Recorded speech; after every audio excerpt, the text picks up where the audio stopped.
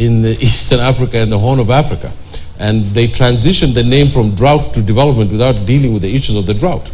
But from a diplomatic point of view, there are three things that we need to take away from this meeting. Number one, Debal, we have to notice that Somalia was not at the meeting. The head of state of Somalia was not in the meeting. He went to Turkey.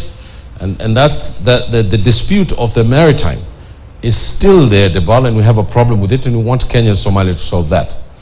The second thing is that the TPLF and the Ethiopian government are having talks, I believe here in Nairobi, and President Kenyatta is brokering that. We are at a tipping moment in our region, Debal, and unless there is a new architectonic of thinking, a new way of trying to understand how to solve the political economy of the Horn of Africa, which has been in conflict for the last 60 years, I think that the usual nondescript zebra crossing diplomacy that we apply to the region is not acceptable anymore. As I often said, that the theoretical basis of the 20th century does not underpin the diplomatic theoretical basis of the 21st century.